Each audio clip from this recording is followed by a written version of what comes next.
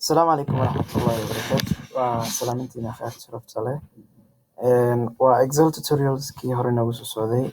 Maantana waxaan rabnaa inaan sameyno haddii la yiraahdo average formulaga sida loo isticmaalo ayaan rabnaa inaan sameyno.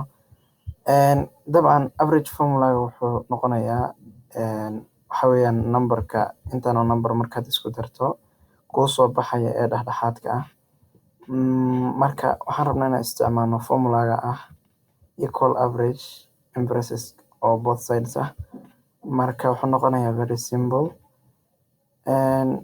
qaabo badan oo average formulaga loo isticmaalo ama lagu helo ayaa jiro, balse maanta waxaan rabnaa inaan isticmaalno formulahan hoos ku xusan oo ah equal average formula. waxaan imaadeynaa cellka aan rabno inaan ku sameyno datada inaan ku helno resultiga. wuxuu noqonayaa formulaga sida hoos ku xusan equal, then you write average. already you got it. waxyaabo badan baa kuu soo baxaya, laakiin average-ka kan saxda waa kaa. waxaad sameynaysaa marka calaamada tab baad ku dhufanaysaa oo kuu furmaya. kadib waxaad rabtaa inaad sameysid from January ilaa iyo March. waxa weeyaan saddexdan data qaabyo badan aad u gelisa ayaa jirta ama aad u gelin karto. cellka from January waxa weeyaan waa E5, column E row 5 weeyaan.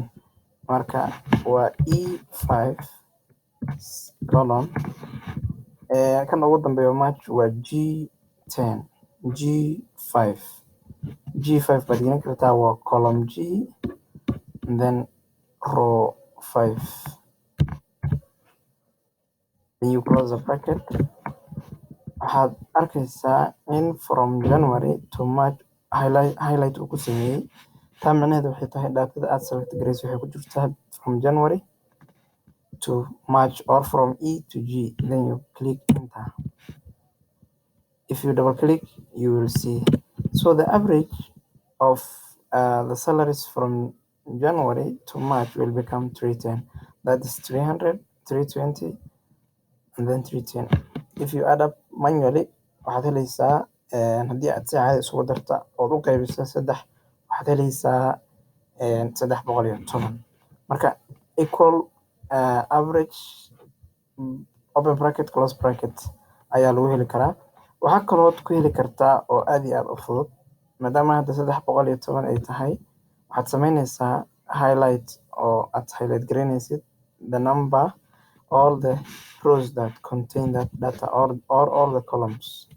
markaad highlight garayso from January to March, now I have highlighted. if you now come here at the last bottom, you will see average here to be 310.